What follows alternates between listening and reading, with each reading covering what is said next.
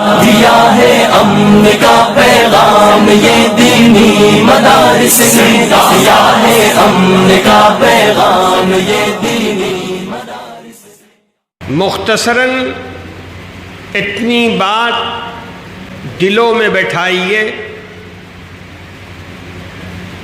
کہ مدرسہ کیا ہوتا ہے۔ میں چند جملوں میں بتاؤں آپ کو مدرسہ کیا ہوتا ہے، اس کی اہمیت، اس کی عظمت کیا ہے۔ اس کو اس طور پہ سمجھیے کہ اللہ کے رسول صلی اللہ علیہ وسلم اس کو پہلے پہل قائم کرنے والے ہیں۔ مدرسے کی نسبت، مدرسے کا تعلق اللہ کے رسول صلی اللہ علیہ وسلم کے طریقے اور عمل سے ہے۔ جس طرح خاندانوں کا سلسلہ نسب ہوتا ہے، باپ کا نام یہ، دادا کا نام یہ، پردادا کا نام، ایک سلسلہ چلتا ہے اور دور تک جاتا ہے، اسی طرح مدرسے کا جو سلسلہ نسب ہے وہ صفے تک جاتا ہے۔ اللہ کے رسول صلی اللہ علیہ وسلم نے پڑھنے پڑھانے، قرآن اور حدیث شریف کو یاد کرنے، حدیث شریف اور قرآن مجید کو سمجھنے سمجھانے کے لیے مسجد نبوی کے بالکل قریب میں ایک جگہ بنوائی، اونچی سی، زمین سے، مسجد نبوی کی زمین سے 1 ہاتھ اوپر۔ آپ کے یہاں جو حضرات حج یا عمرے کی سعادت اللہ تعالیٰ نے ان کو مقدر کی اور انہوں نے حاضری دی، انہوں نے مسجد نبوی میں وہ چبوترا دیکھا ہوگا جس کو صفہ کہتے ہیں۔ صفہ عربی میں، اردو میں اس کو چبوترا کہتے ہیں۔ اللہ کے رسول صلی اللہ علیہ وسلم نے وہ چبوترا بنوایا، اور یہ بھی عجیب بات، آپ نے چبوترا بنوایا تو اس زمانے میں غربت اتنی تھی، اتنی غربت تھی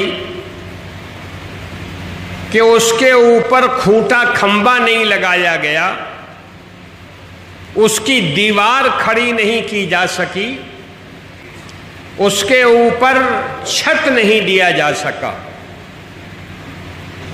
یہ اس چبوترے کی بات، اور اللہ کے رسول صلی اللہ علیہ وسلم کے زمانے میں اور بعد میں ایک عرصے تک وہ چبوترا کھلا ہی رہا، اور لوگ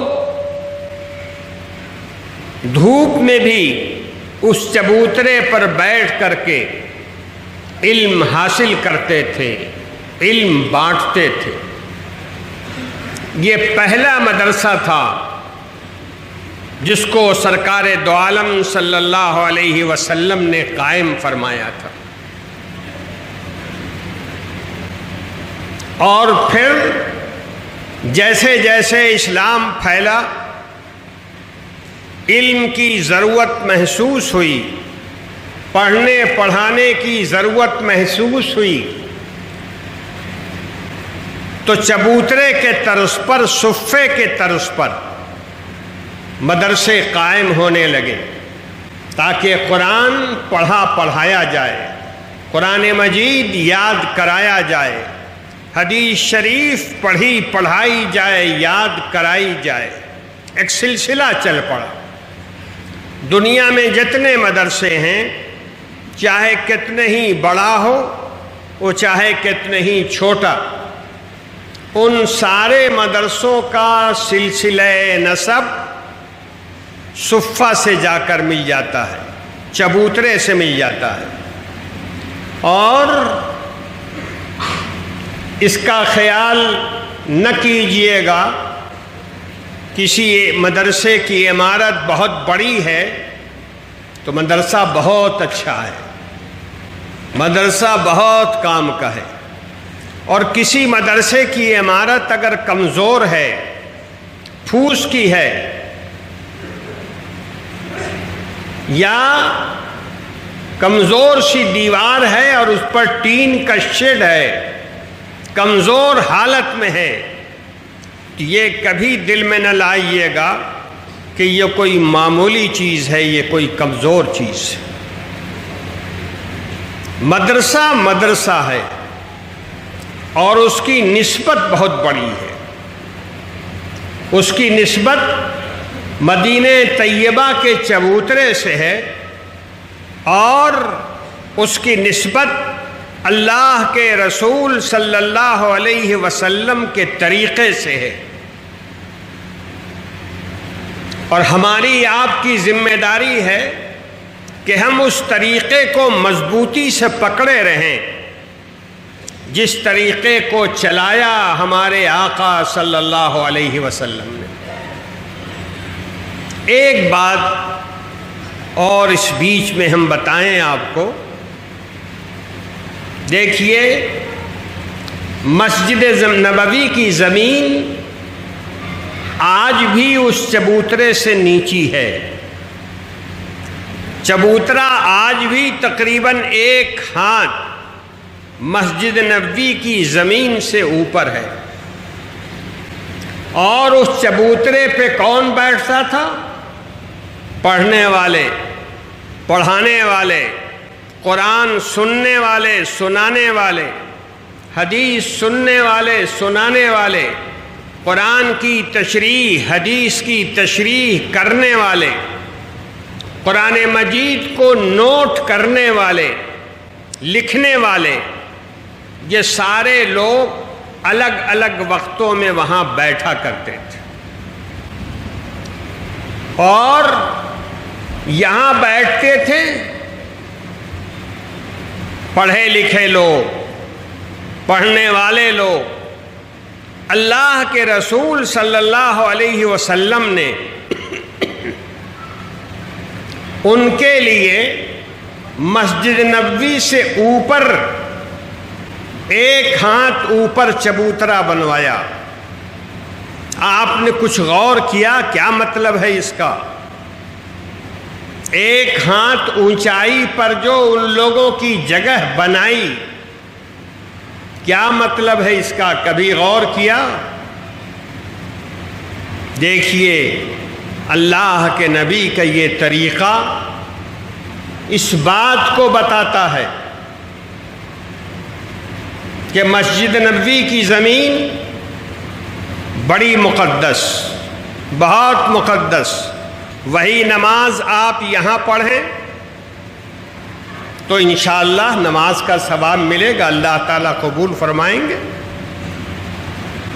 نیت صاف ستھری ہے تو انشاءاللہ 7 گنا ثواب ملے گا، 10 گنا ملے گا، 70 گنا ملے گا، بہت نیت ٹھیک ٹھاک ہوئی تو 700 گنا ملے گا۔